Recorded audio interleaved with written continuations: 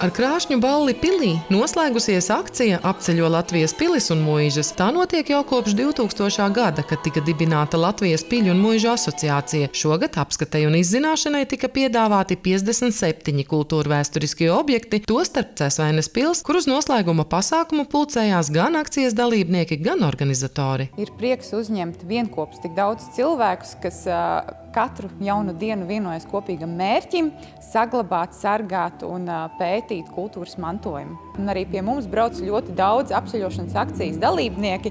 Ja nemaldos, tie bija kādi 77, ko mēs saskaitījām, kas arī teica, ka tieši brauc saistībā ar apceļošanas akciju. Tiešām liels prieks, ka šī akcija uzņem apgriezienus un tiešām arī šo dalībnieku skaits katru gadu pieaug un arī tā interese ir mainīga. Un tiešām pēdējos gados tas, ko cilvēki vēlās, ir tiešām izzināt arī šo kultūrvēsturisko mantojumu, ne tikai saņemt šo zīmodziņu, bet tiešām arī uzkavēties šajos objektos un izzināt tos. To apliecina arī RTV uzrunātie akcijas dalībnieki, tostarp Dagnija un Jānis Gurtiņi no Zvejniekciema. Viņiem visus 57 objektus izdevies apceļot 10 dienās. Ļoti patīk braukt pa muižām, un tas ir ne tikai Latvijā, ne tikai Baltijas valstīs, bet arī ir tālāk pa Eiropu braukuši. Šis bija tāds brauciens, kur mēs vairāk dabījām iepazīt tiešām muižas no iekšienes. Nu, ne visas, bet daudz vairāk. Tas iepriekšējais apceļojums,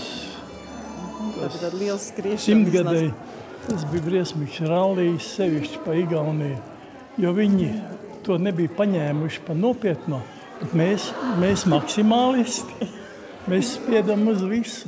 Vienkārši muižu tā apmeklēšana, tas kaut kāds savu veidu dzīvesveids. Savukārt Mārtiņš un Liene akciju uzsākuši kā pāris, savukārt noslēguši jau kā ģimene. Un visur līdzās bijusi arī mazā meitiņa Elza. Mēs braucām visi 3. Arī Elza ir bijusi visās 57 muižās. Ja godīgi, tur ieraudzījām to akciju.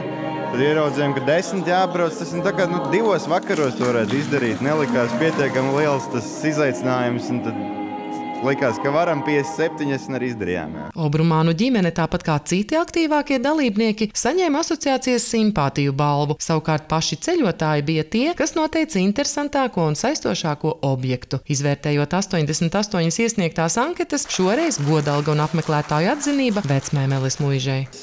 Jāatzīstās, ka saņemam atkārtot šo ļoti augsto novērtējumu un jūtamies ļoti pagādināti, kad veids, kā mēs uzņemam cilvēkus, viņus iepriecina, viņi jūtās pie mums labi. Apceļotāji novērtēja apkārtni un fantastisko auru, kas ir gan mūsu muižā, gan arī apkārtnē. Un, protams, ka visus interesēja apskatīties, kas tad muižā ir saglabājies autentisks un vēsturisks. Mums ir tāds noslēpunies durvis, aiz kurām mums ir noslēpums. Mēs vienmēr likām minēt apmeklētājiem, kas varētu būt aiz šīm durvīm, kur atradās barona darba kabinets. Un, jā, tad es domāju, ka ir jābrauc ciemos un jāuzzina, kas ir šis noslēpums. Kas jums šķita, ka pēc viņiem ir tā pirmā vieta jādod? Kā viņi uzņēma mūs? Un arī viss interesantākas lietas parādīja, nekā citur bija. Pacienāja mūs ar kafiju un parādīja, kā viņi to muižu atjauno, kādu darbu viņi ieguldas, vienkārši cepar nost. Ko viņi ir izdarījuši un cik daudz viņiem vēl ir jāizdara. Jā, ir apņēmušies kaut ko milzīgi izdarīt, lai viņiem izdodas. Jā, noteikti.